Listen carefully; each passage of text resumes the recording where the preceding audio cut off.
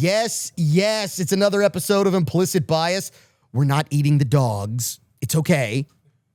We'll tell you a secret, though. Secret is we actually, here on Implicit Bias, we're coming to you live on video now. I say live on video. It's actually recorded, but it's recorded live, so it's live on video. We're doing this like ABC, CBS, NBC. They all do it. We're live, but it's recorded live, so they call it live when it's really not live. You know what we're doing. This is your Implicit Bias. I am your host, Kevon Bordelon.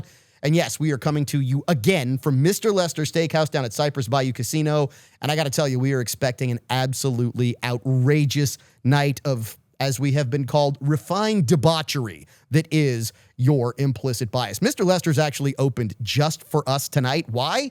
So they can actually serve you better.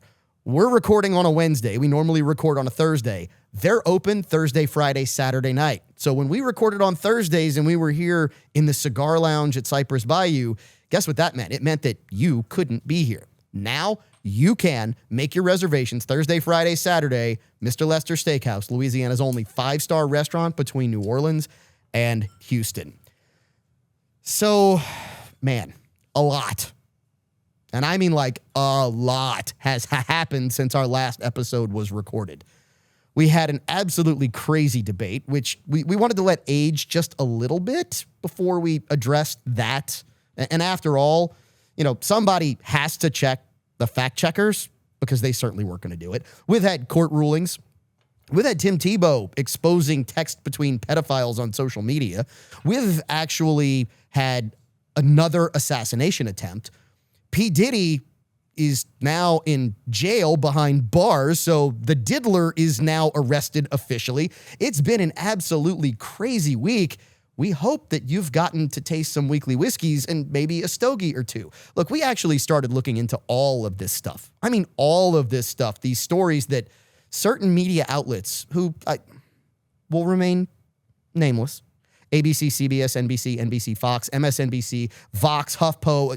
Sorry, I couldn't help myself. I think I actually said that out loud.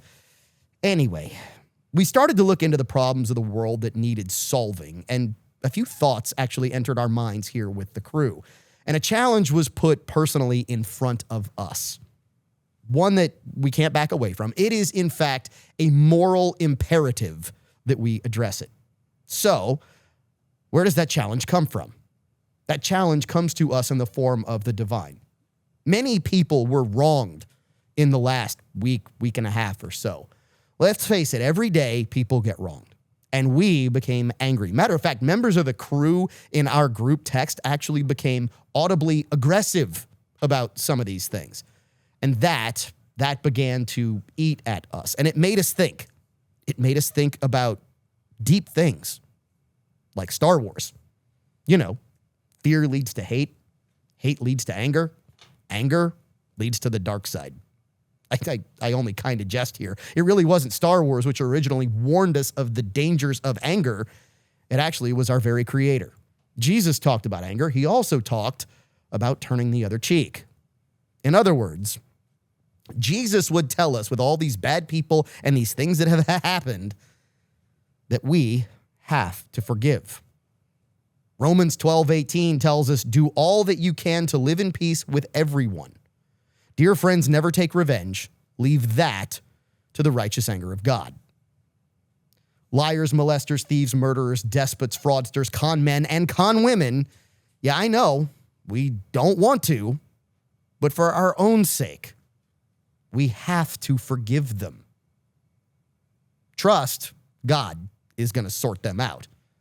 See, our forgiveness does allow us to move past the anger. After all, Matthew 6:14, if you forgive those who sin against you, your heavenly Father will forgive you. But if you refuse to forgive others, your Father will not forgive your sins. Mine, ours, right? But words matter here. We must forgive. We must not forget. See, Jesus forgave even those who hung him on a cross. He did say, forgive them, for they know not what they do. He did not, however, say that they would be free of consequences from said actions. Big difference here. See, the thing with people who are committing the bad acts like we've seen in the last week, months, years, they don't want to be forgiven. They don't care about forgiveness. But they do care that we forget about what they've done. As a matter of fact, they are absolutely counting on it. Think about how many times the news lied to us during 2020. Think about how many times we were lied to about medical information, about the safety of food supplies, about situations at the border. It's crazy that one particular political party even has a name for the tactic. They call it the smear tactic, which is to tell a lie to the media, get them to report the lie, then cite the lie reported by the media as reason to claim that what they said was true.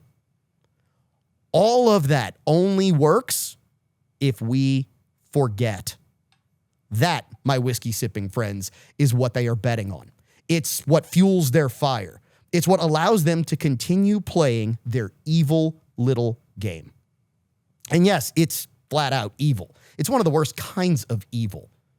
It's their belief that we're only paying just enough attention because we're busy. We're busy with our lives, our families, our jobs, just living life. And while we're living life, they are trying to take it from us. So be the proverbial elephant in the room. And I don't mean the thing that sticks out, the thing that everyone can see that no one mentions. Change the definition of that. Be the one in the room who forgives, but doesn't forget. Never forget what evil people have done to us. Never forget what they've taken from us. Never forget that they are terrible people. They've all picked a side, and that side isn't ours versus D's. It's not Christians versus atheists or anybody else. No, the side they've picked, it's them versus all of us. The members of that elitist club versus the everyday people who just want to live a good, holy life. And we just want to be left alone. Well, now that we won't forget what those lying, shape-shifting, cold-blooded lizards have done, it's time to find out what happens when we don't forget. It's time they deal with us solving the problems of the world, not creating them. It's time they deal with us after we've had a couple. We'll have a couple dozen probably on this episode of Implicit Bias. It's time they deal with us. It's time they deal with your implicit bias. They'll get a running start. We'll take that leaving the starting gate right here. Stick around for more of your implicit bias.